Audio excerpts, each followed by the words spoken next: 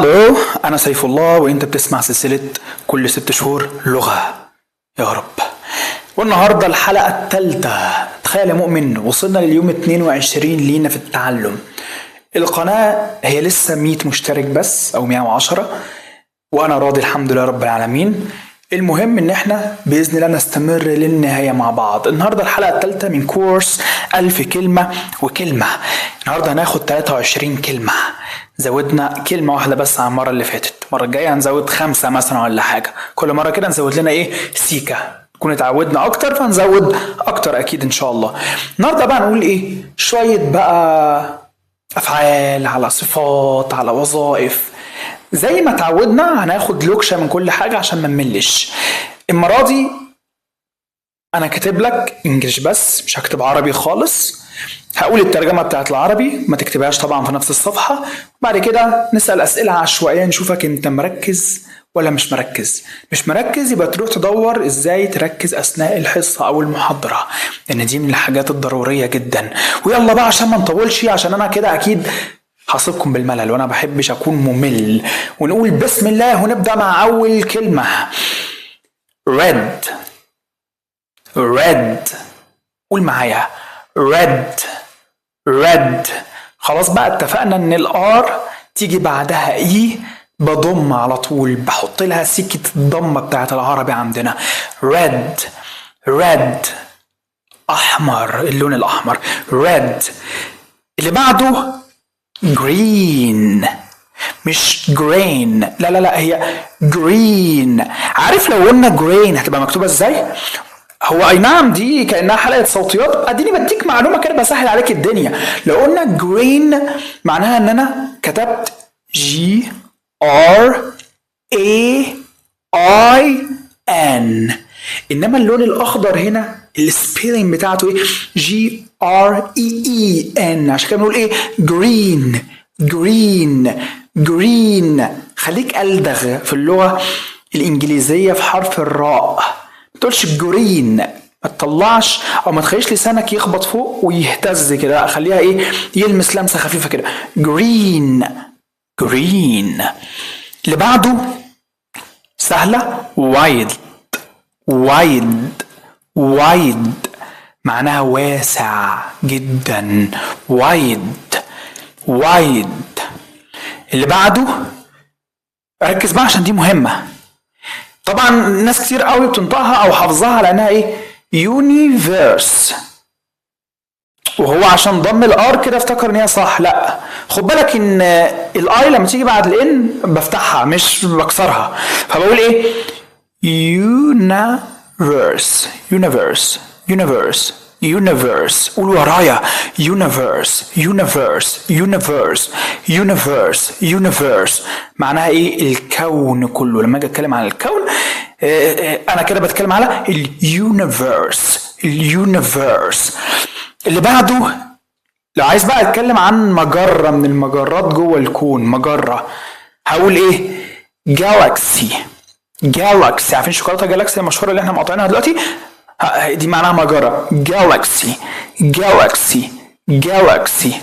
المجرة اللي هي تبقى عبارة عن مجموعة من الكواكب والنجوم والهيصة دي. لو واحد عور نفسه، التعويرة بتاعته، الجرح بتاعه بنسميه injure. injure. injure. قول ورايا، انت قافل لسانك ليه وبقك ليه؟ قول ورايا كده عشان تتعلم. injure. injure. اما الاحمر معناها جاوبت؟ لو ما جبتش هزعل.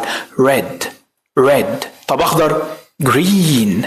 green. تخش على الكلمة الجديدة، كلمة من الكلمات المهمة جدا. انا عايز اقول لك خلي عندك مبدأ. المبدأ ده بقى معناه principle. principle. خد بالك ان P وبي خدنا في الصوتيات خلاص حرف البي بيطلع ازاي، خلاص. فاذا هتبقى مش principle، لا principle. principle. principle. principle.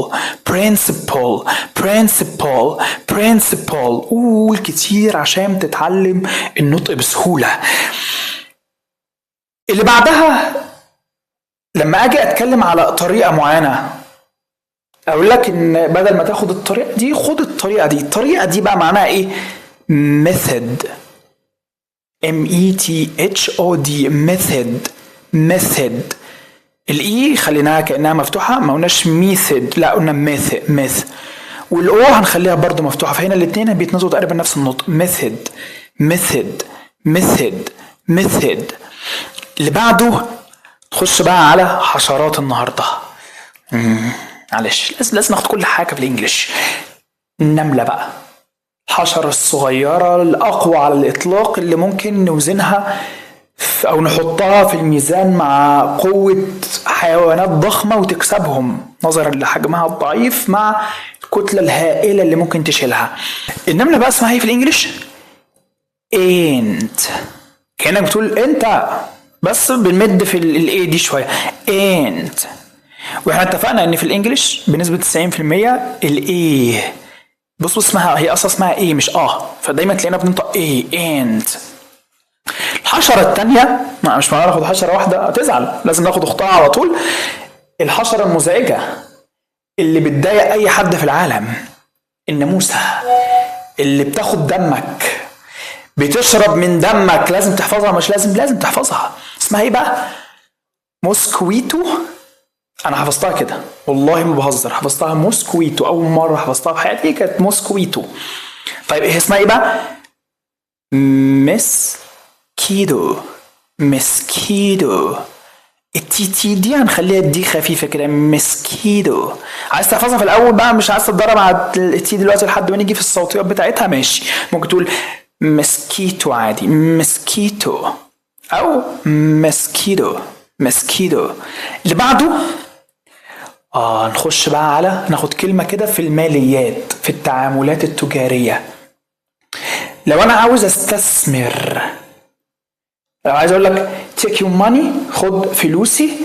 invest، استثمر. أقول إيه؟ invest.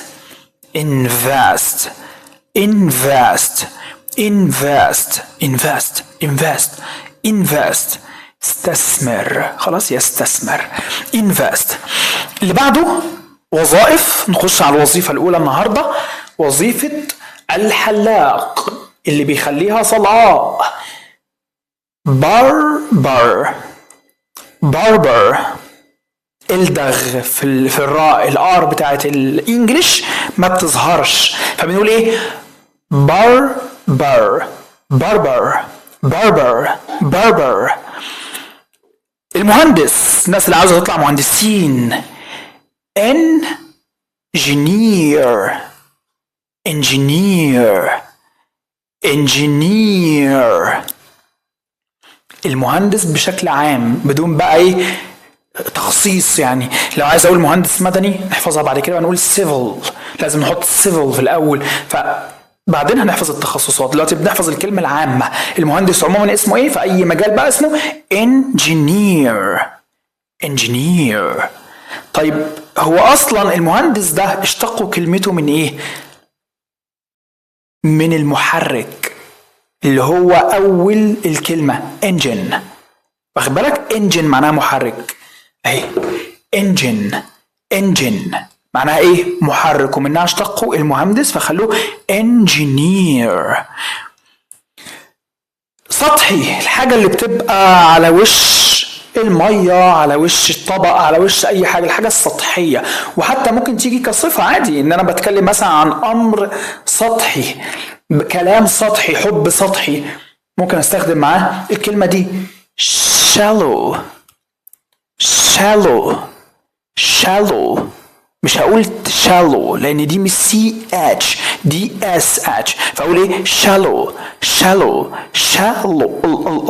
خدنا طبعا ال خلاص، ال shallow معناها سطحي. طب الحاجة بقى العميقة deep working، deep love، deep.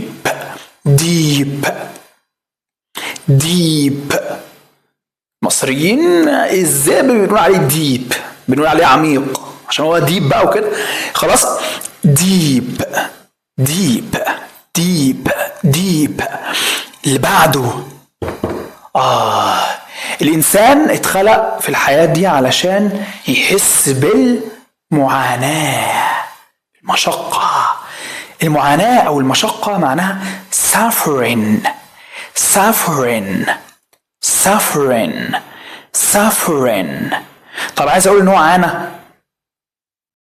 تحمل مشاق، أشيل الاي ان جي.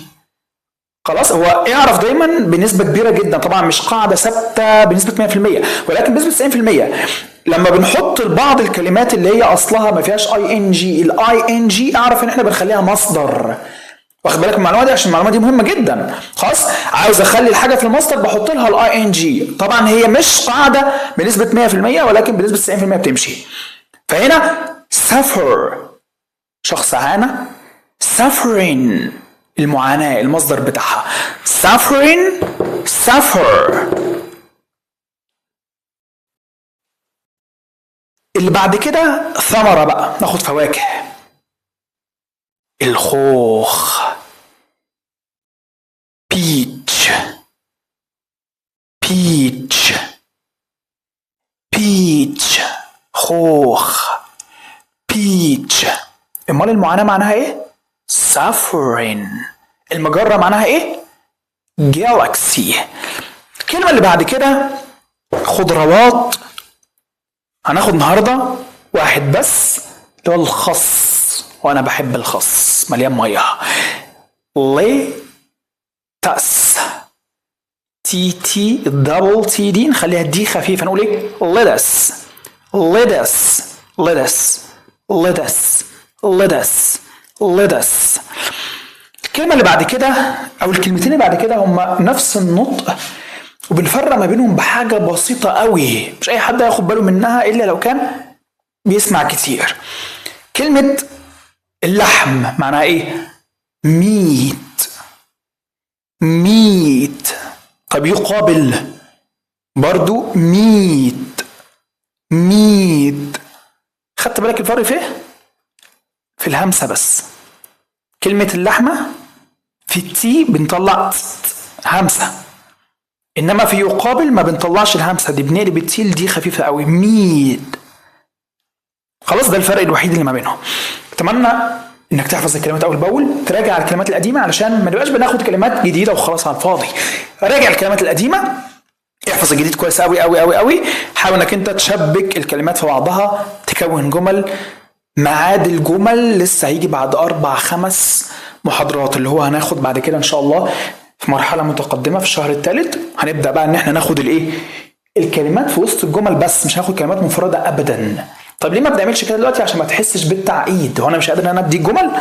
قادر اديك جمل، ولكن عشان ما تحسش بالتعقيد، ما تحسش ان الدنيا صعبه، بناخد دلوقتي الكلمات نعمل لنا بقى مخزون كلمات، ناخد لنا مثلا بتاع 200 كلمه ولا حاجه، ما عندنا شويه مخزون من الكلمات. نبدا بعد كده ناخد الكلمات في شكل جمل وبس.